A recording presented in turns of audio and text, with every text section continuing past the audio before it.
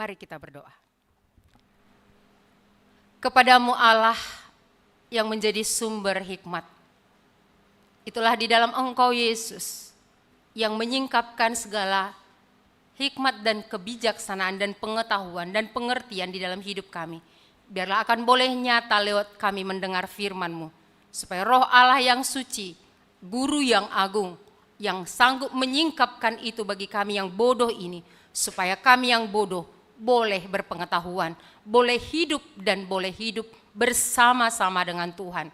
Berjalan bersama dengan Tuhan. Pakai hamba-Mu yang hina ini, berkati kami semua di dalam Kristus Yesus Allah yang hidup dan satu-satunya Tuhan dan Juru Selamat. Kami berdoa. Amin. Ya, persilahkan duduk kembali.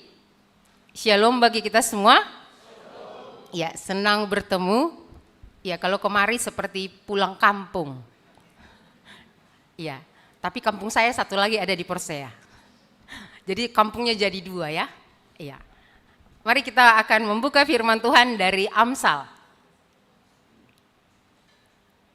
Ya, Amsal pasal 2.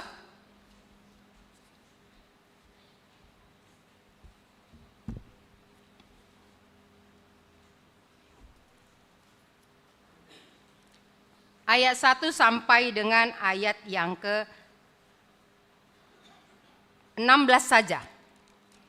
Ya. Amsal 2 ayat 1 sampai 16 kita baca secara bergantian. Ya, supaya semangat semua ya. Ya. Mari kita baca bergantian. Saya mulai dari ayat yang ganjil, kita semua ayat genap. Hai anakku, jikalau engkau menerima perkataanku dan menyimpan perintahku di dalam hatimu, sehingga telingamu memperhatikan hikmat dan engkau mencenderungkan hatimu kepada kepandaian.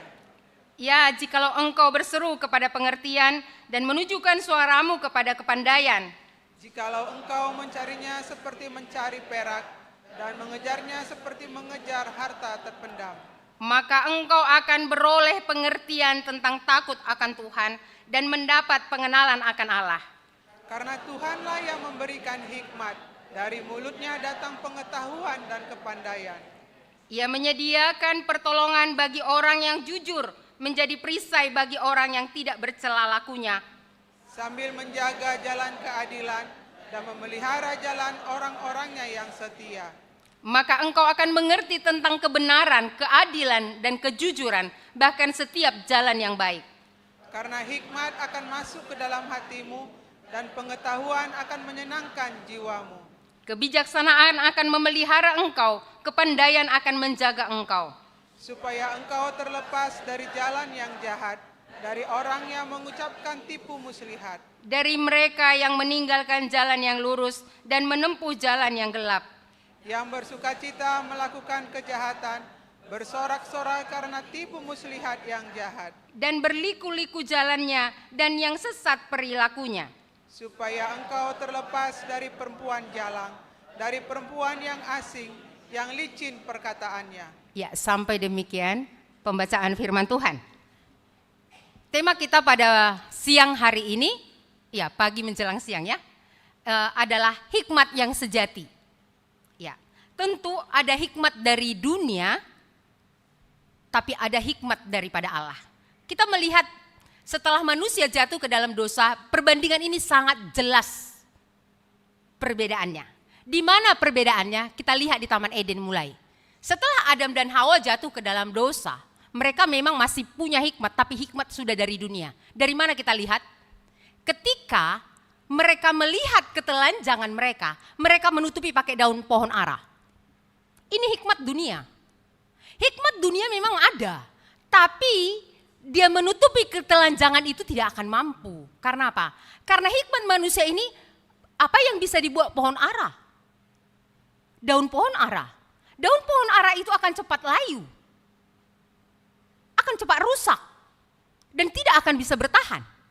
Tapi karena manusia sepertinya masih ada hikmat, tapi hikmat sudah dari dunia, manusia mencoba dengan caranya. Tapi hikmat itu tidak berguna apa-apa.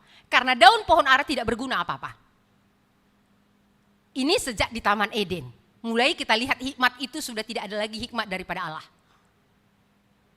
Maka sangat penting ya. Kalau hikmat manusia sepintar apapun, sebijaksana apapun manusia itu, hikmat itu tidak ada apa-apanya di hadapan Allah. Tapi mari kita lihat bagaimana hikmat Allah ketika manusia jatuh ke dalam dosa, bagaimana Allah menutupi ketelanjangan manusia itu dengan hikmatnya. Dia potong, binatang. Kulit binatang itu dijadikan pakaian. Wah, itu sangat tahan. Saya punya tas dari kulit binatang, kebetulan dikasih orang, bukan saya beli. Sampai sekarang sudah 20 tahun sama saya, itu tidak berubah apa-apa. 20 tahun. Tidak berubah apa-apa. Karena apa? Karena hikmat Allah itu yang memang akan bisa berbuat apa-apa. Tapi hikmat manusia tidak bisa berbuat apa-apa. Nah, bagaimana supaya kita bisa memiliki hikmat Allah ini? Karena hikmat manusia tidak bisa berbuat apa-apa. Tapi hikmat Allah lah yang bisa berbuat apa-apa. Ini yang akan kita renungkan lewat firman Tuhan pada pagi menjelang siang hari ini. Ya, mari kita lihat yang pertama adalah apa yang dimaksud dengan hikmat. Supaya nanti hikmat ini apakah kepintaran saja? Tentu tidak. Dikatakan kalau dilihat dari terjemahannya berasal dari kata hokmah. Itu bahasa Ibrani. Hokmah itu artinya adalah bagaimana seseorang bertindak dengan bijaksana. Orang pintar belum tentu bisa bertindak bijaksana. Tapi orang berhikmat, dia akan bisa bertindak dengan bijaksana. Nah, ini sangat penting karena kita tahu Salomo dengan segala hikmat yang diberikan oleh Allah kepadanya, dia akhirnya mampu bertindak bijaksana ketika ada seorang ibu, 2 orang ibu yang membawa 1 orang bayi yang masih hidup. Mereka menyatakan apa? Ini anakku, ini anakku. Salomo dengan hikmat Allah hanya berkata gini, potong saja anak itu, kasih setengah-setengah. Yang gak punya anak bilang, yang itu bukan anaknya, ya iya potong aja. Yang punya anak bilang apa? Jangan, lebih baik serahkan sama dia. Salomo langsung tahu ini yang punya anak. Artinya apa? Hikmat ini adalah kita mampu untuk boleh bagaimana kita akhirnya bisa bertindak dengan bijaksana dalam hidup tiap-tiap hari ini. Kalau tidak ada hikmat daripada Tuhan, kita tidak mampu bertindak dengan bijaksana. Yang ada bijak sini, bijak-bijakan gitu kan? Iya, yang ada bijak-bijakan. Ya, kita tidak akan mampu bertindak bijaksana. Sehebat apapun pengetahuan kita, gak akan mampu. Kita lihat makin banyak orang, semakin pintar pun dia, tapi kalau tidak ada hikmat daripada Allah padanya, dia akan semakin tidak bisa bertindak dengan bijaksana. Iya, gak usah, bapak-bapak ini misalnya. Kan kalau bertindak bijaksana dia akan mengerti, ini pekerjaan apa yang cocok untukku, menurut Tuhan. Oh, ambil kerjaan ini, gak ada kerjaan yang bisa menentu. Gak ada yang bisa benar-benar dia bisa di sana menikmati dan bisa-bisa dia berkarya di sana. Karena apa? Gak minta hikmat daripada Allah untuk bijaksana menentukan pekerjaan apa yang cocok untukku ya Tuhan. Iya. Nah, ini perlu hikmat daripada Allah. Yang kedua, hokmah itu berasal dari kata artinya adalah yang kedua adalah bagaimana bertindak benar secara moral dan dapat mengendalikan diri. Jadi kalau orang berhikmat itu adalah orang yang memang bagaimana secara moral dia akan semakin diperbaharui oleh Tuhan. Karena secara moral dia akan bisa bertindak benar secara hukum-hukum Allah. Dan bisa menguasai diri. Jadi kalau orang tidak bisa menguasai diri itu bukan orang berhikmat. Makanya dikatakan di kitab Yakobus, hikmatmu dari dunia ini. Di manakah ada perselisihan di antara kamu? Pertengkaran di antara kamu. Kamu hikmat dari dunia. Sedangkan hikmat dari sorga adalah pendamai. Murah hati. Itu dikatakan di dalam kitab Yakobus.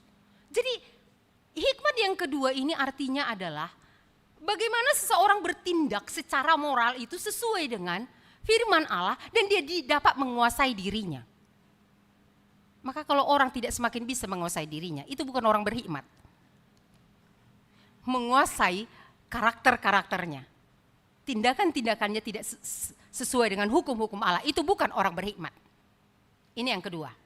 Yang ketiga adalah Hikmat itu adalah bagaimana pola pikir kita sesuai dengan pola pikir Allah. Wah, gimana ini ya? Hebat sekali ya, bagaimana pola pikir manusia itu bisa sesuai dengan pola pikir Allah. Itu hebat. Iya, itu hebat. Misalnya apa? Kenapa banyak orang stres menghadapi penderitaan? Penyakit, misalnya masalah. Ini karena pola pikir manusia selalu sudah pola pikir menurut hikmat dunia. Kalau kamu mengalami penderitaan, ya udah kamu berada di bawah kutukan. Tapi pola pikir daripada Allah tidak demikian. Sama seperti Lydia tadi, segala sesuatu mendatangkan kebaikan. Nah, pola pikir daripada Allah ini, kalau ini yang menjadi pola pikirnya, itu hikmat. Sehingga apa? Iya ya, ngapain aku susah? Karena ada maksud Tuhan lewat situasi ini. Jadi pola pikir kita itu semakin diperbaharui oleh Allah. Semakin, oh iya ya, Allah berpikir demikian. Iya, jadi pola pikir kita diperbarui, iya. Menjadi pola pikir Allah. Misalnya melihat orang lain. Kenapa dulu kita selalu lihat orang menjengkelkan gitu ya? Karena pola pikir kita melihat manusia bukan seperti pola pikir Allah melihat manusia. Kita melihat manusia itu apa? Kalau dia baik, baik aku sama dia. Tapi kalau dia jahat, aku jahat sama dia. Itu pola pikir manusia. Tapi pola pikir Allah adalah apa? Semua dipandangnya bahwa manusia itu telah jatuh ke dalam dosa dan butuh belas kasihan Allah. Maka dengan siapa yang datang kepada dia, dia akan juga punya pola pikir demikian sehingga siapapun dia yang punya kesalahan, dia orang berdosa, dia juga perlu kasih Allah. Jadi pola pikir Allah ini menguasai, iya. Ini hikmat. Jadi kalau bukan pola pikir Allah yang menguasai, hikmat dunia yang menguasai, kita tidak akan pernah bisa berjalan dalam dunia ini. Kalau bukan pola pikir Allah yang menguasai kita. Ini yang ketiga. Yang keempat, hikmat itu adalah dikatakan inilah kepandaian. Ya. Kepandaian dan kepintaran itu juga hikmat, tapi salah satu bagian ya, bukan dari semua bagian. Salah satu bagian. Nah, kepintaran kita tahu bahwa Salomo diberikan oleh Tuhan kepintaran. Kita tahu juga makanya dia mengubah ribuan sajak puisi. Kita tahu Salomo mengubah itu. Kita sampai hari ini nggak bisa satu puisi pun kita buat kan? Coba. Siapa yang bisa sudah mulai lahir buat puisi satu saja? Gak ada yang bisa kan? Salomo ribuan. Karena apa? Pohon dilihatnya bisa dia bersajak lihat pohon. Dilihatnya nanti buaya, bisa dia bersajak lewat buaya. Jadi bisa dia ribuan. Karena apa? Tuhan memberikan hikmat baginya, pengetahuan. Pengertian. Iya. Jadi makanya Daniel dengan kawan-kawannya juga mereka punya itu. Karena 10 kali lipat lebih dari seluruh orang-orang Babel pada waktu itu. Pengetahuan daripada Daniel dan kawan-kawannya. Jadi sangat memang ini hikmat ini juga berasal dari Allah, ya. Ini hikmat. Ya. Satu lagi adalah kepandaian atau keahlian. Bisa orang pintar tapi gak bisa ahli dalam apa yang dikerjakannya. Ya kan? Bisa, pintar tapi gak bisa dikerjakannya. Cuma di otak. Iya. Cuma di otak, tapi nggak bisa mengerjakannya. Iya. Ini kepintaran, iya. Dikasih keahlian oleh Tuhan untuk mengerjakan hal-hal tertentu. Misalnya contohnya apa? Misalnya contohnya ketika membangun bait Allah dulu, Tuhan karena ada ukiran-ukiran, ada apa, banyak semua di bait Allah itu yang harus dibuat. Tuhan memberikan keahlian kepada orang-orang tertentu untuk mengerjakan itu. Jadi hikmat itu adalah juga keahlian yang diberikan oleh Allah. Nah ini hikmat daripada Allah, jadi luas ya, luas. Nah mari kita lihat bagaimana supaya kita bisa memiliki hikmat ini. Karena hikmat ini sangat luas, bukan kepintaran. Kalau hanya kepintaran selama ini yang kita pikirkan, itu bagian satu diantara banyaknya hikmat bagaimana Tuhan karuniakan kepada kita. Yang akan Tuhan karuniakan kepada kita. Mari kita lihat yang pertama, yang kedua adalah siapakah sumber daripada hikmat itu. Mari kita lihat ayat Amsal tadi. Amsal 2 ayat yang ke-6. Mari kita baca sama-sama. 2, ya. Karena Tuhanlah yang memberi hikmat, dari mulutnya datang pengetahuan dan kepandaian. Iya.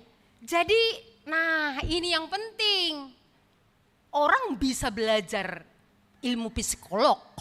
Orang bisa belajar ilmu ahli apapun untuk bisa belajar punya hikmat di dunia ini? Bisa. Tapi ingat, sumber dari segala hikmat itu Tuhan. Dia sumbernya. Makanya kalau orang tidak kalau orang tidak bersumber hikmatnya daripada Tuhan ini, maka hikmat dunia ini menjadi kebodohan. Tuhan bisa membuatnya menjadi kebodohan. Karena apa? Tidak bersumber daripada Tuhan. Kemarin saya diteleponi oleh seseorang. Kak, mau PA-kan saya dengan edak saya, katanya. Iya. Kenapa rupanya edakmu? Aku bilang. Edakku itu tamat dari ITB. Wah, bagus loh apanya. Migas. Bagus loh jurusannya. Pintar sekali. Dia segedang ritik katanya. Ini orang bukan orang Batak langsung apa itu ya? Ritik itu adon. Iya. Udah ngomong-ngomong sendiri. Karena apa? Hikmat dunia cuma dimilikinya.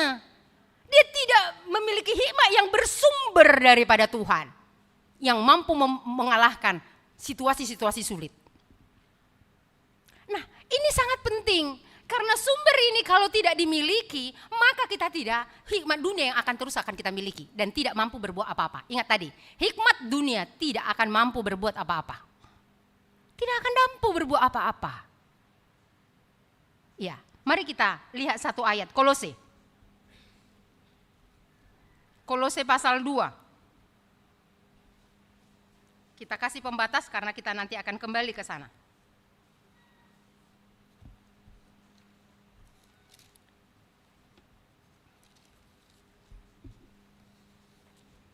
Ya, Kolose pasal 2. Ya, kita baca sama-sama ayat 1 sampai dengan ayat 3. Ya, mari kita baca sama-sama 2. Ya. Karena aku mau supaya kamu tahu betapa beratnya perjuangan yang kulakukan untuk kamu dan untuk mereka yang di Laodikia dan untuk semuanya yang belum mengenal aku pribadi, supaya hati mereka terhibur dan mereka bersatu dalam kasih, sehingga mereka memperoleh segala kekayaan dan keyakinan pengertian dan mengenal rahasia Allah, yaitu Kristus, sebab di dalam Dialah tersembunyi segala harta hikmat dan pengetahuan. Iya. Terjemahan lain dalam ayat 3 ini dikatakan gini. Sebab Kristuslah yang dapat menyingkapkan segala kebijaksanaan, segala harta, ya segala harta dibilang terjemahannya. Segala harta hikmat, segala harta kebijaksanaan dan pengetahuan yang tersembunyi. Wah, rupanya hikmat Allah ini tersembunyi ya. Gak bisa kita ngerti kalau Tuhan tidak menyingkapkannya. Dan yang bisa menyingkapkannya hanya Kristus. Jadi Kristus yang hanya bisa menyingkapkan segala rahasia yang tersembunyi, segala harta kekayaan hikmat dan pengetahuan tadi. Maka sangat penting, memang kalau kita belum menerima Kristus dalam hidup kita, itu akan menjadi kebodohan terus hikmat dunia yang ada pada kita. Menjadi kebodohan. Lihat Taman ITB tadi kan, menjadi kebodohan hikmat dunia ini. Menjadi kebodohan. Karena apa? Karena itu tadi, hanya Kristus yang bisa menyingkapkan segala kekayaan pengetahuan itu. Kekayaan itu pun tersembunyi pula itu. Karena tersembunyi kekayaan itu, kekayaan hikmat itu tersembunyi iya. Karena kalau gak Kristus menyingkapkannya, kita gak akan bisa melihat kekayaan itu. Jadi penting sekali untuk sampaikah kita sudah menerima Kristus di dalam hidup kita. Karena kalau kita belum menerima Kristus, kekayaan ini kita tidak akan disingkapkannya bagi kita. Ingat, Tuhan Yesus pernah berkata, kepada orang banyak itu perumpamaan saja aku kasih tahu. Karena apa? Karena mereka tidak percaya kepada Yesus. Orang bingung, ya udah bingung aja ke situ kata Tuhan. Karena hatimu tidak mau mencari aku, hatimu tidak mau percaya kepadaku. Tapi kepada murid-murid, sini kau.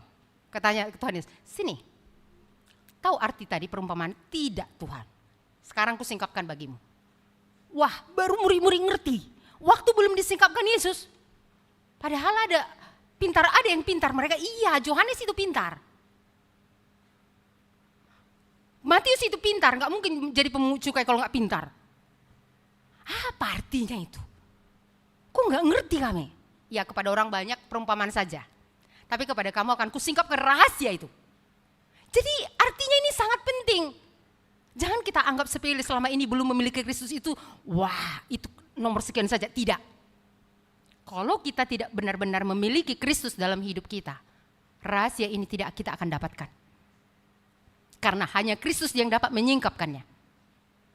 Iya, Kristus. Makanya sama seperti yang dibacakan oleh Bapak tadi. Kepada orang yang mempunyai, kepadanya aku kasih melimpah. Tetapi kepada orang yang tidak mempunyai, apapun yang ada padanya akan kuambil. Karena apa? Karena tidak memiliki Kristus. Karena tidak memiliki Kristus. Sudahkah engkau memiliki Kristus dalam hidupmu? Ini sangat penting. Ini sangat penting. Karena Kristus yang dapat menyingkapkan. Iya, ini sumber hikmat yang pertama. Mari kita lihat sumber hikmat yang kedua. Ayat yang Amsal pasal 2 itu tadi, ayat yang pertama. Ayat yang pertama. Ya. Mari kita baca sama-sama 2 ya. Jikalau engkau menerima perkataanku dan menyimpan perintahku di dalam hatimu. Iya. Sampai di situ saja. Dikatakan perkataan perintah Allah itu adalah sumber hikmat yang kedua. Jadi hikmat Allah itu ada pada ini, firman ini. Inilah yang tidak akan pernah kalah dalam segala abad dan zaman. Karena apa? Apapun ada di dalamnya. Jadi firman Allah ini merupakan hal yang sangat penting untuk menjadi apa? Perkataan Allah ini menjadi sumber hikmat bagi kita. Kita tahu bahwa dikatakan dalam Mazmur 19 ayat 8 dikatakan, Taurat Tuhan itu sempurna, menyegarkan jiwa dan memberi hikmat kepada orang-orang yang tidak punya pengalaman. Menyegarkan jiwa. Jadi firman Allah ini merupakan hal yang sangat penting. John Sung tidak mau masuk sekolah teologi awal-awalnya. Karena apa? Wah, sekolah teologi itu kayaknya orang ini kok makin jadi seperti sombong gitu ya. Awal-awal dia tidak mau. Tapi apa yang terjadi ketika dia dianggap gila, dimasukkan ke rumah sakit jiwa, dia katakan selama beberapa bulan hanya dia di rumah sakit jiwa itu, dia baca 40 kali. Dan tahukah saudara, ketika dia baca 40 kali, enggak baca hanya gini lewat aja ya. Dia baca, merenungkannya, menyimaknya, memperhatikannya, memikirkannya. Setelah itu apa? 40 kali. Selama di rumah sakit jiwa itu. Setiap kali dia berkhotbah, disertai dengan hikmat dan kuasa yang daripada Allah. Sehingga semua orang bisa kagum melihat Tuhan lewat khotbahnya. Melihat Tuhan lewat khotbahnya itu. Wah, karena apa? Karena sumber hikmat yang sejati itu adalah Allah itu sendiri dan juga firman-Nya. Maka kalau ada orang firman ini menjadi buku yang ya kalau kami dulu waktu saya belum bertobat, ini yang paling buruk, paling berdebu. Cari, udah Natal ini baru dicari, karena Natal mau gereja kan. Gereja pun hari-hari Minggu nggak pernah dibawa. Jadi mana Alkitab? Dicari dia di mana dia udah berdebu sekali. Karena apa? Ini bukan yang menjadi yang utama. Padahal ini sumber segala hikmat. Ada di dalam. Iya. Mau bertani? Lihat di sini. Tuhan mengajarkan bagaimana bertani dengan berhikmat. Mau jadi seorang ibu yang berkenan? Ini ada hikmat di sini. Semua ada di dalam. Iya. Dia sumber dengan segala hikmat. Ini firman Allah. Pertanyaan yang ketiga. Selain sumber, bagaimana supaya kita memperoleh hikmat itu? Nah, ini yang penting ya. Bagaimana supaya kita bisa memperoleh hikmat itu? Karena kita akan lihat nanti faedah-faedah atau manfaat daripada hikmat yang daripada Allah ini. Mari kita lihat. Amsal tadi. Bagaimana supaya seorang memperoleh hikmat? Mari kita lihat Amsal pasal yang pertama. Pasal pertama ini di sampingnya saja. Ayat yang ke-22 dan ayat 23. Ya, mari kita baca sama-sama. 2, ya. Berapa lama lagi hai orang yang tak berpengalaman? Kamu masih cinta kepada keadaanmu. Pencemooh masih gemar kepada pencemooh. Dan orang bebal benci kepada pengetahuan. Berpalinglah kamu kepada teguranku. Sesungguhnya aku hendak mencurahkan isi hatiku kepadamu. Dan memberitahukan perkataanku kepadamu. Bagaimana supaya kita memperoleh hikmat itu? Sebelum hikmat Amsal kedua didahului dengan ayat ini. Mengapa? Karena ini merupakan satu awal untuk boleh hikmat itu ada pada kita adalah apa? Mau mendengar teguran Tuhan. Nah ini sangat penting. Karena kalau kita tidak mendengar teguran Tuhan, maka hikmat itu Tuhan tidak akan mencurahkan isi hatinya, itu dikatakan tadi. Tuhan tidak akan mencurahkan isi hatinya, pengetahuannya, hikmatnya, rahasianya kepada kita. Bangsa Israel. Ini kepada bangsa Israel pada zaman itu. Ini pada zaman apa? Zaman Salomo. Kita tahu pada zaman Salomo setelah dia jatuh ke dalam dosa, bangsa Israel semua menyembah dewa-dewa. Dan apa yang terjadi? Bangsa Israel tidak mau mendengar teguran daripada Tuhan supaya mereka kembali dan bertobat. Tuhan ingatkan melalui nabi ini, tetap tidak mau dengar. Tetap Tuhan ingatkan melalui nabi ini, tetap tidak mau dengar. Dan akhirnya apa? Tuhan menghukum mereka. Karena apa? Karena mereka tidak mau mendengarkan teguran Tuhan. Kemarin dalam jam doa, saya singgung sedikit tentang penghakiman. Iya. Mengapa banyak orang percaya tidak bertumbuh sebenarnya? Adalah karena salah satu penghakiman.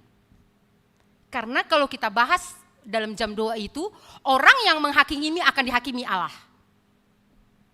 Dan orang yang menghakimi menurut ukuran yang kita buat sama orang lain, Tuhan juga akan membuat ukuran itu kepada kita. Orang yang menghakimi tidak bisa melihat dosanya, dosa orang lain tetap dilihatnya. Dosanya yang seperti balok di matanya tidak bisa dia lihat. Orang yang menghakimi tidak bisa menolong orang lain karena balok di matanya sendiri nggak keluar. Tidak bisa menolong orang lain. Dan orang yang menghakimi akan apa? Munafik, akan dikutuk oleh Allah. Jadi kalau Tuhan mau mengingatkan kita tentang penghakiman, salah satu contohnya, bagaimana mungkin kita akan bertambah hikmat kita sekalipun baca Alkitab ini tiap hari. Tapi kalau kita berada di dalam penghakiman atas orang lain. Ini hal yang sangat penting. Bagaimana mungkin? Makanya kita tengok orang ini baca Alkitab rajin tiap hari. Tapi kenapa enggak bertambah hikmatnya? Karena ini tidak mau ditegur oleh Allah. Sudah tegur lewat kejadian yang sana. Itu kan gitu ya, enggak cakapan gitu ya. Enggak mikir, orang selalu dia yang banyak salah ini. Enggak mikir, aku apa salahku ya? Enggak gitu. Padahal sebenarnya situasi ini untuk menegur kita. Tapi akhirnya apa? Tetap mau membela diri. Akhirnya apa? Jadilah yang 5 itu tadi. Akan tetap dihakimi Allah sekalipun kita sudah menerima Kristus. Jadi apakah ada di hati kita untuk boleh mengampuni orang lain? Ini sumber hikmat. Kalau ditegur Allah, apakah ada hati kita yang mau diubahkan oleh Tuhan? Ini. Dan kalau ada yang belum menerima Kristus, terimalah Kristus. Ini memang yang sangat penting. Terimalah Kristus. Karena memang kalau kita tidak menerima Kristus, kita tidak akan memiliki hikmat ini. Mari kita lihat. Selain itu yang pertama, mau ditegur oleh Allah. Banyak orang gak mau ditegur ya. Adam dan Hawa gak mau ditegur. Dan itulah ciri-ciri kita sampai hari ini. Apakah engkau mengambil buah pohon yang kularang itu, Adam? Itu perempuan itu, Tuhan. Hawa, apakah engkau memakan buah yang kularang itu? Itu ular itu. Nah, kita keturunan sampai hari ini tidak mau ditegur oleh Tuhan. Ini hancur rumah tangga ini karena itu. Suamiku ini. Ini hancur rumah tangga ini karena itu istriku itu. Ini hancur rumah ini karena bapakku itu. Aku dulu bapakku selalu kupikirkan. Karena bapakku yang jahat sama kami. Ini bapakku ini mati maunya ini. Syukurlah udah bertua aku cepat ya. Jadi cepat berubah. Oh iya ya harus ampuni bapakku. Iya. Karena aku anggap bapakku yang menjadi biang keroknya semua. Gitu. Tapi ketika Tuhan menegur, kembali kepadaku, sehingga bisa akhirnya, aku Tuhan yang bersalah. Aku yang bersalah. Bukan lagi dia, tapi aku. Kalau udah ada orang yang sudah bilang aku, itu udah berhikmat itu mulai. Iya kan? Tapi kalau dia masih tetap, ini belum berhikmat ini, masih bodoh itu, masih bodoh. Masih bodoh ya.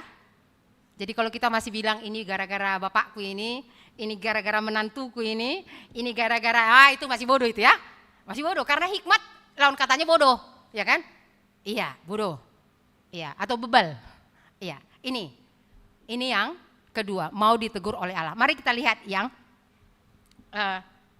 berikutnya, bagaimana supaya memiliki hikmat. Mari kita lihat di ayat 1 sampai dengan ayat 3. Mari kita baca bersama-sama dua-dua ya. Hai anakku, jikalau engkau menerima perkataanku dan menyimpannya perintahku di dalam hatimu, sehingga telingamu memperhatikan hikmat dan engkau mencenderungkan hatimu kepada kepandaian. Ya, jikalau engkau berseru kepada pengertian dan menunjukkan suaramu kepada kepandaian. Jadi perlu perhatian khusus ini, rupanya kepada hikmat Allah ini. Karena sangat mahal. Jadi perhati kata-kata kerja yang ada di ayat 1 sampai ayat 3 ini. Pertama, terima. Yang kedua, menyimpan. Yang ketiga, memperhatikan. Yang keempat, mencenderungkan. Yang kelima, menunjukkan. Jadi ini kata kerja menunjukkan butuh perhatian khusus terhadap apa? Apa yang dikatakan oleh Tuhan. Dan sungguh-sungguh mau mendengar dan melakukannya. Ini hal yang kedua. Jadi mau ditegur tapi juga mau sungguh-sungguh memperhatikan dan melakukan apa yang dikatakan oleh Tuhan itu. Tidak hanya sadar kita ditegur. Kalau saya baca terjemahan bahasa lainnya itu sampai dikatakan itu bahasa Karonya yang kubaca itu ya. Menggermet. Jadi menggermet itu ibaratnya orang tidak selalu hanya lihat tapi benar-benar menyelidiki, benar-benar memperhatikan. Jadi makanya kalau orang saat teduh asal, nggak dapat ini. Nggak dapat. Apalagi bacanya punya ibu pula langsung itu. Supaya karena apa? Udah terlambat bangun. Bisa baca punya ibu. Tapi yang kedua, yang pertama kita dulu sendiri.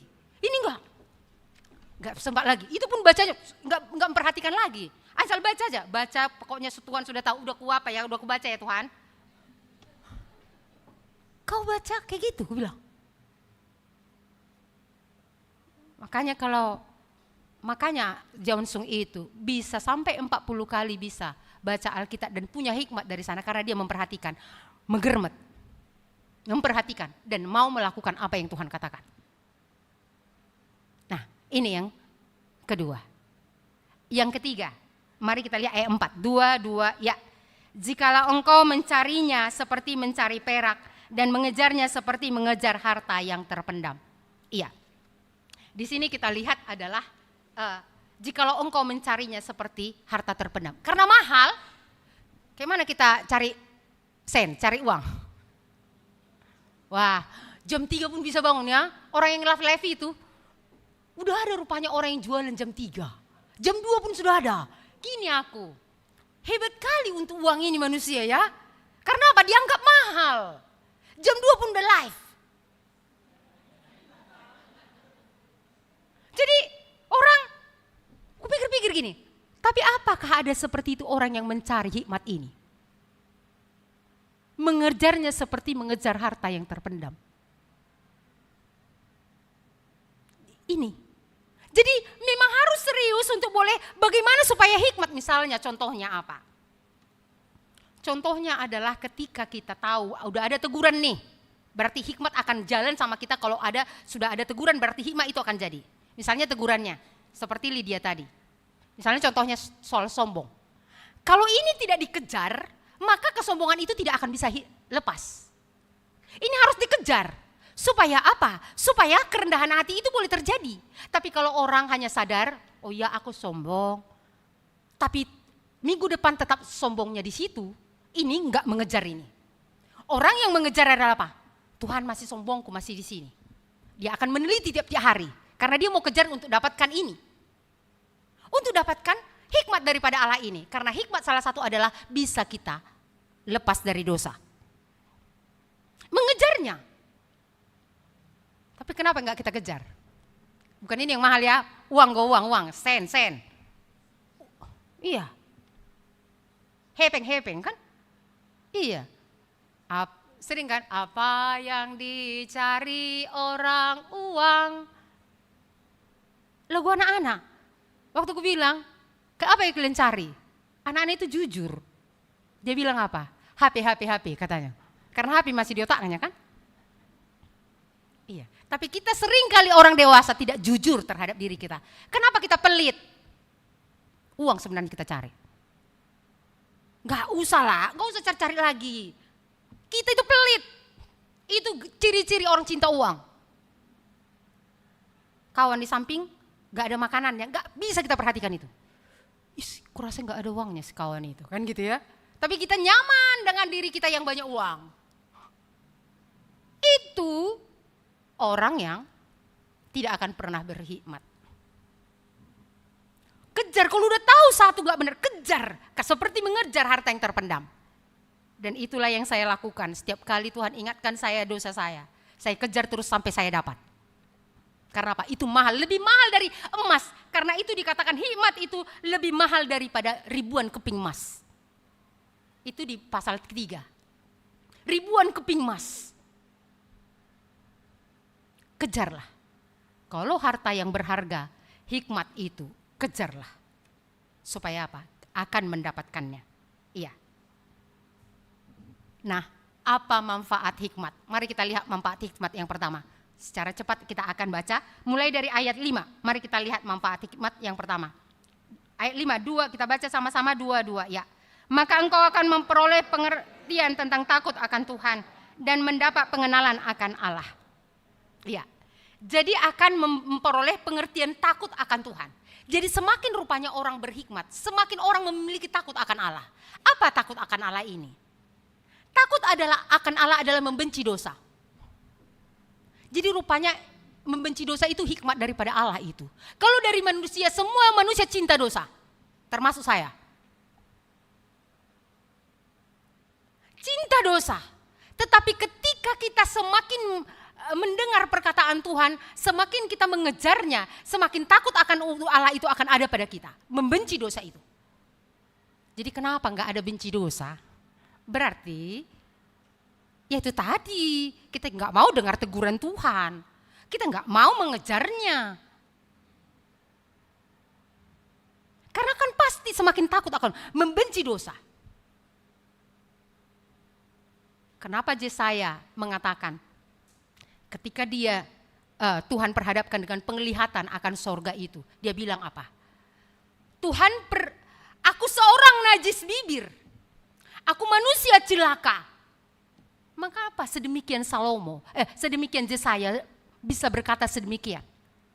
Karena ketika dia memiliki hikmat dan mengejar hikmat itu, Tuhan menyadarkan dia akan dosa yang satu pun itu Tuhan benci. Satu dosa pun Tuhan benci, maka dia bilang, aku seorang yang najis bibir, aku binasa dengan dosa ini, maka celakalah aku Tuhan. Pengertian takut akan Allah akan dikerjakan oleh Allah ketika kita datang kepadanya. Kemudian mengenal Allah. Tidak ada seorang pun bisa mengenal Allah kalau bukan Tuhan mengaruniakannya. Mengapa banyak kekhawatiran dalam hidup kita? Itu ciri-ciri karena kita tidak mengenal Allah. Jadi kita akan semakin mengenal Allah. Tahukah kita kalau kita semakin mengenal Allah? Masalah terbesar dalam hidup saya, membuat saya bisa enjoy menjalaninya, adalah ketika saya mau dioperasi. Saya operasi di Penang, tidak ada yang menemani, tidak ada yang menunggui, tidak ada yang mengasih minum, tidak ada siapapun. Sampai perawatnya bilang, ini baru satu pasien dari Indonesia yang gak ada menemani. Diantar ke kamar operasi tak ada teman, keluar dari kamar operasi tak ada teman. Tapi saat itu, karena mengenal Allah, dialah Allah yang bisa menjagai semua alat-alat yang dipakai oleh dokter itu dan menolong saya untuk bisa keluar dari kamar operasi itu dengan selamat. Hanya Tuhan. Benar-benar saya percaya pada waktu itu. Dan dia yang nyanyi di dalam dinding itu ada ayat Alkitab karena di Adventis. Dan itu meneguhkan saya waktu saya baca-baca mau operasi itu. Iya, saya melihat, oh iya ya, ngapain saya takut? Itu benar-benar membuat, benar-benar kita bisa mengenal Allah. Oleh karena hikmat Allah itu akan membawa kita kepada pengenalan semakin dalam akan Dia. Sehingga situasi sulit apapun tidak akan membuat kita khawatir dan takut. Ya, ini yang pertama. Mari kita lihat manfaat hikmat yang kedua. Ayat yang ke-6. Mari kita baca sama-sama. 2, ya. Karena Tuhanlah yang memberi hikmat, dari mulutnya datang pengetahuan dan kepandaian. Ya, ayat 71 lagi. Ia menyediakan pertolongan bagi orang jujur dan menjadi perisai bagi orang yang tidak bercela lakunya. Ya, dikatakan di sana hikmat itu memberikan pertolongan. Tahu kayak mana hikmat memberi pertolongan? Kemarin itu waktu di Porsea, kakak itu diusir dari tempat jualannya itu karena dia berantem dengan abangnya, abang iparnya. Jadi yang punya rumah itu abang iparnya, mereka diusir paksa, harus keluar dalam minggu ini. Jadi waktu itu dia stres, dia bilang gini sama aku, kami diusirlah dari rumah ini, kayak mana ini ya katanya. Kalau kami nggak jualan lagi, pindah ke sana, apa yang kami kerjakan ya katanya. Dengan secepat itu ada hikmat Tuhan kasih. Ngapain stres kak, itu rumah depan ini kosong, kontrak itu. Wah, rumah itu sebenarnya sudah ada yang ngontrak, tapi nggak pernah laku apa yang dijualnya. Tapi ketika kakak itu di situ pindah, itu laku terus jualannya. Karena yang punya itu jadi bilang, udahlah kami pun gak pernah lakunya di situ katanya. Sama klien aja, klien yang kontrak katanya. Datang kakak, kok bisa tadi ada itu ya di pikiranmu? Itu dari Tuhan itu kak, aku gak tahu itu. Gak ada di pikiranku sebelumnya itu kak. Jadi hikmat itu memberi pertolongan iya. Di tengah-tengah kesulitan, di tengah-tengah jalan buntu, akan ada hikmat Allah memberikan jalan keluar. Kita butuh hikmat itu iya. Karena kadang kita di dalam hidup ini selalu ada kayaknya jalan buntu, tapi jalan buntu itu ada Tuhan di sana memberikan pertolongan, jalan keluar di sana. Jalan keluar di sana. Kita ini tidak pintar, kita bodoh. Kita butuh pertolongan Allah. Ini yang kedua. Mari kita lihat yang ketiga. Apa manfaat daripada hikmat? Kita baca di ayat 9. Mari kita baca sama-sama. 2, ya. Maka engkau akan mengerti tentang kebenaran, keadilan, dan kejujuran. Bahkan setiap jalan yang baik. Iya. Jadi dikatakan kita akan semakin mengerti kebenaran, keadilan, kejujuran. Iya. Jadi berarti kita akan semakin mengerti bagaimana hidup yang benar, bagaimana hidup adil, bagaimana hidup jujur di hadapan Allah. Seringkali kita pikir kita sudah jujur ya. Seringkali kita pikir kita sudah benar. Seringkali kita pikir kita sudah adil. Tapi ternyata enggak. Nah, hikmat Allah itu menolong untuk semakin itu. Untuk kita semakin jujur, adil ini tadi. Iya. Hikmat Allah itu menolong, iya. Saya berpikir hidup saya sudah jujur. Iya. Tapi ternyata hikmat Allah menolong. Ini kau dalam hal ini belum jujur. Jadi ketika ada hikmat Allah itu menegur tadi, supaya apa? Supaya semakin hidup berhikmat tadi, supaya hidup semakin jujur tadi. Saya orangnya itu ini paling tukang tipu dari dulu. Jadi kalau ada tukang tipu di sini, saya bosnya. Kenapa? Saya dengan lihai bisa menyembunyikan segala sesuatu dengan orang itu tidak bisa lihat. Makanya kalau ibu datang ke dapur, saya paling cepat menyembunyikannya. Kalau ada makanan pantangan, kan gitu ya, durian-durian gitu kan. Paling cepat saya menyembunyikannya, kenapa? Dengan tidak berdosa nanti. Tapi ternyata masih saya pakai itu ya. Di mana? Saya harus menceritakan dosa saya. Waktu itu kami membeli loudspeaker di Batam. Loudspeaker ini sekitar timbangannya mungkin 8 atau 10 kilo. Jadi saya pikir gini, karena kami dengan Espin pulang dari Batam ini bisa bagi 2, toh ada 14 juta bisanya ini gitu. 14 juta, 14 kilo. Nah itu dia. Jadi waktu itu Udah santai saya ini. Bagasi sudah selesai. Ini untuk tas, ditimbang tas tangan. Bu, bisa kan kami dua ini dijadikan satu tas tangannya? Oh nggak bisa. Katanya, Bu, bahaya ini. Nah, aku yang masih, kupikir aku sudah jujur, rupanya belum jujur. Oh ini bisa diakalin ini. Taruh sana Pin. Ditimbanglah yang ada ini aja. Karena saya tahu kalau ditimbang nanti akan kelebihan. Kalau salah satu kami menimbangnya. Lolos. Sampai mau naik pesawat, rupanya alat elektronik nggak bisa masuk ke kabin. Bu, apa itu? Katanya, oh kedapatan juga ini. Oh, rupanya hanya dia bilang, sini itu harus masuk ke bagasi. Sini biar saya catat untuk pengambilannya nanti di bawah. Oh enggak dapat juga. Lolos.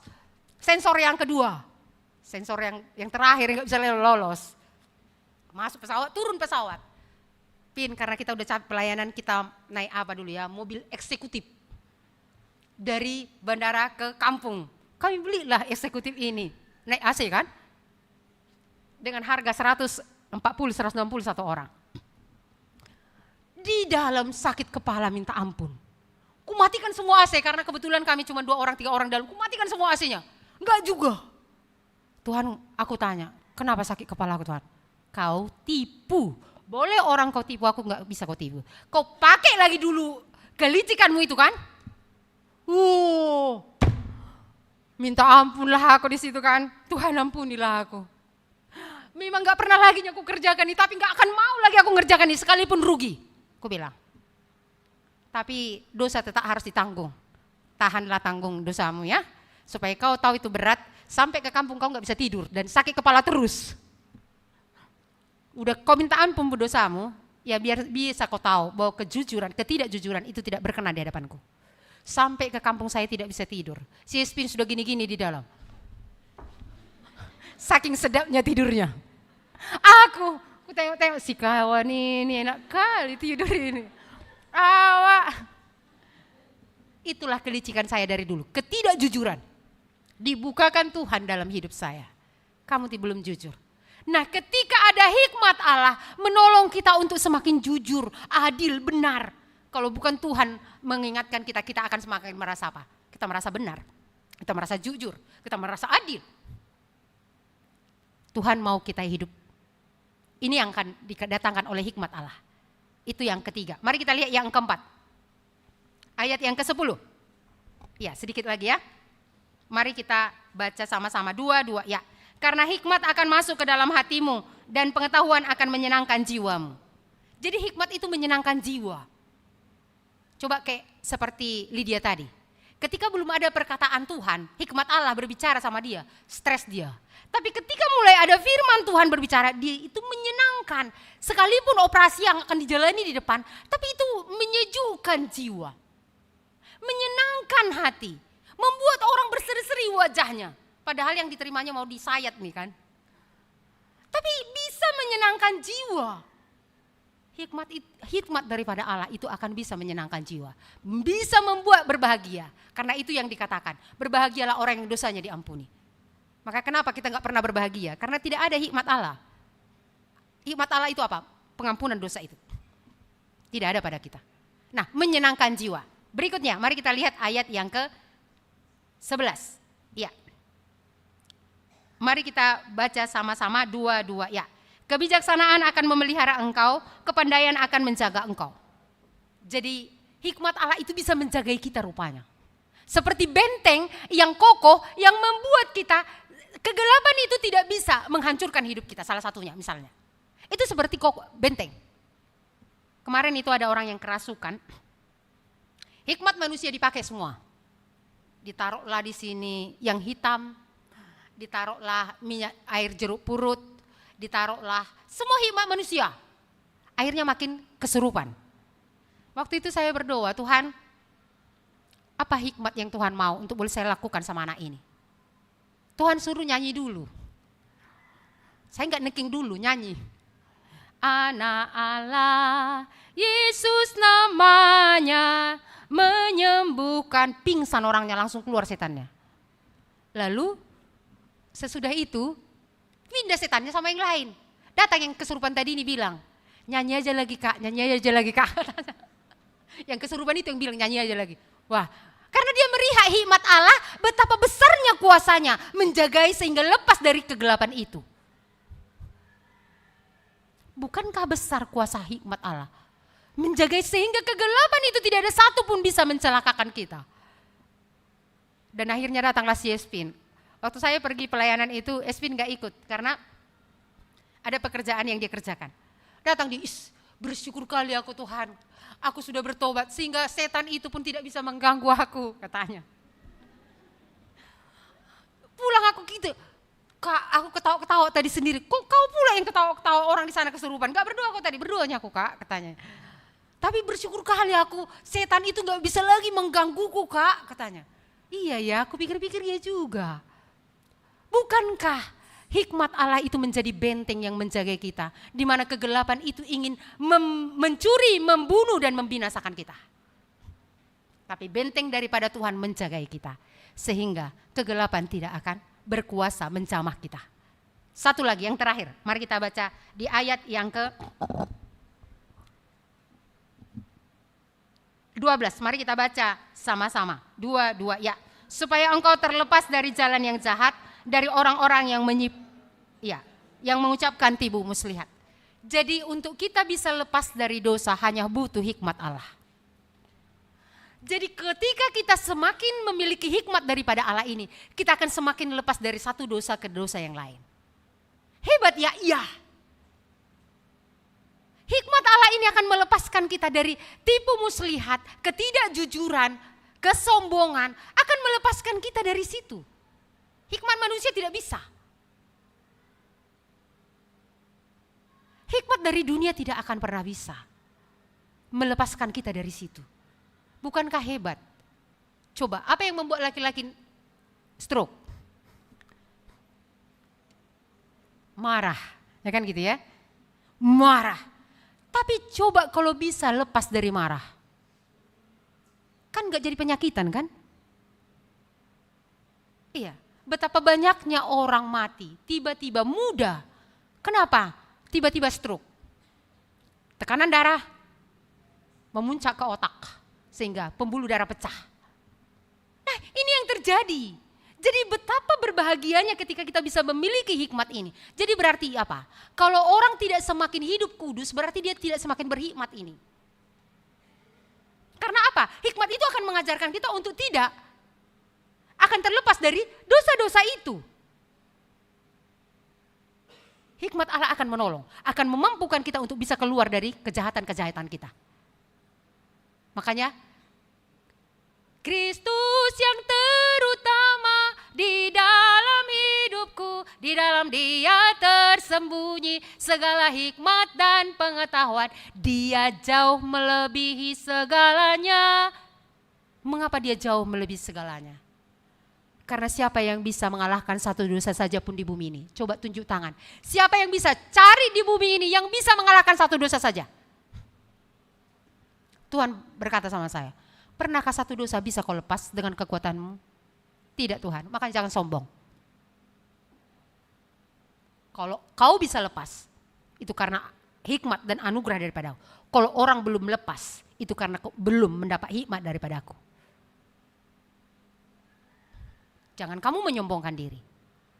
Nah, apa yang boleh kita renungkan lewat firman Tuhan ini? Yang pertama adalah, kita tahu bahwa hikmat dunia tidak bisa berbuat apa-apa. Ingat, hanya seperti daun pohon ara. Hikmat dunia hanya seperti daun pohon ara. Ada banyak orang-orang berhikmat menurut dunia, tapi kita lihat hikmat itu menjadi kebodohan. Karena itu dikatakan dalam 1 Korintus, Allah membuat hikmat dunia ini menjadi kebodohan. Jangan sampai kita ikut di dalamnya. Akhirnya kita mengatakan, ternyata aku bodoh setelah habis semuanya. Jangan. Tapi bagaimana supaya kita bisa memiliki hikmat yang begitu agung dan mulia ini tadi? Sudahkah kita mau ditegur oleh Allah? Sudah lama mungkin kita ditegur, diajak untuk boleh bertobat dan menerima Kristus. Tapi sampai hari ini apakah kita mengabaikan teguran itu?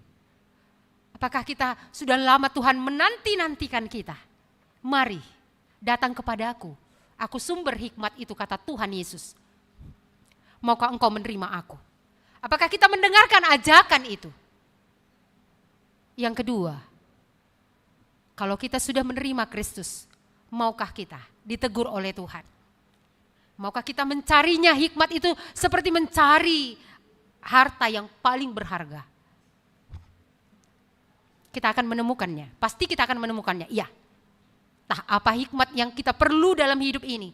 Hikmat supaya bisa mendidik anak-anak, kita akan bisa memiliki hikmat untuk mendidik anak-anak. Kita akan bisa. Iya.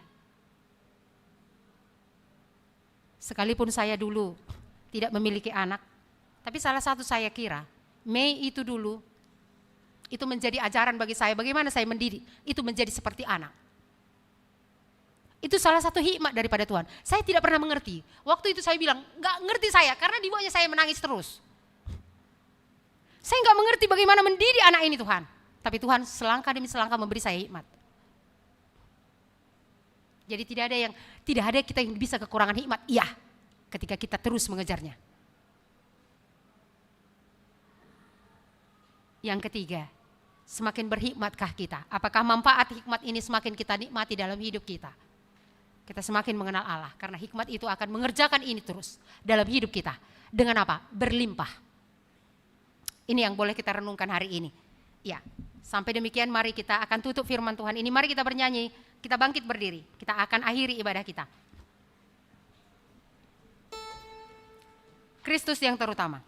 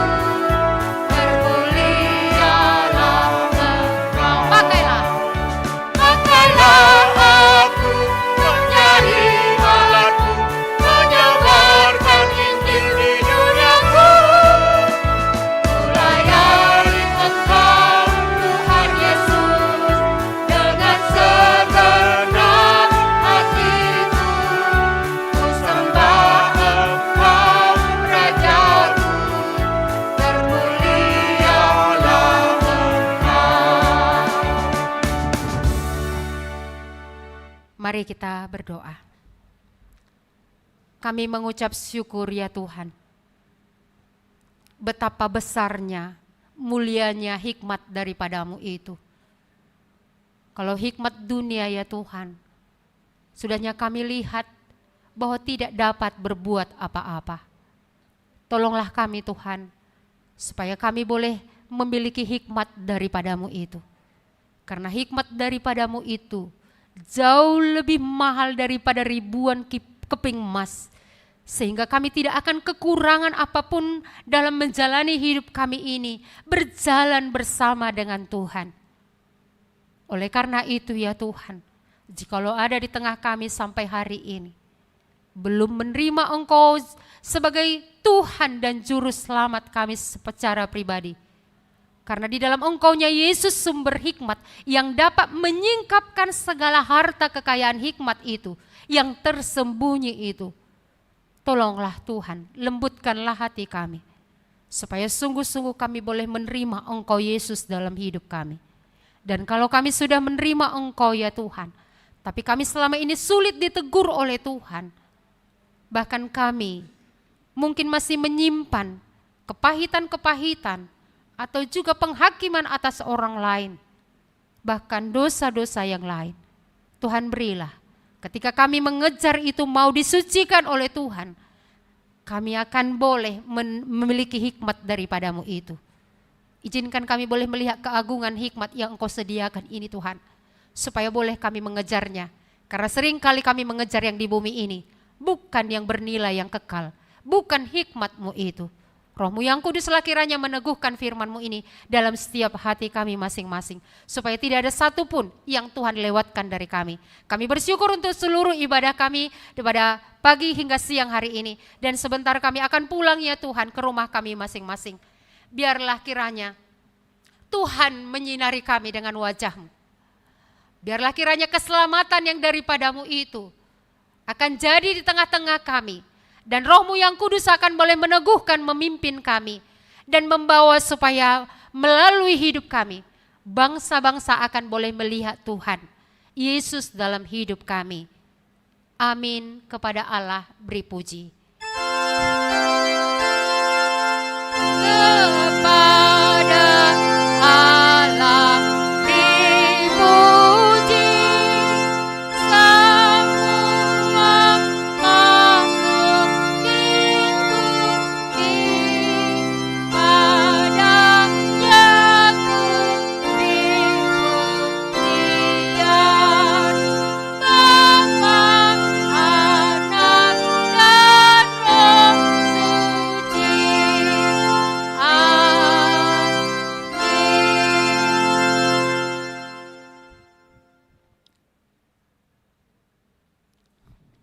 Ya, selamat hari Minggu untuk kita semua.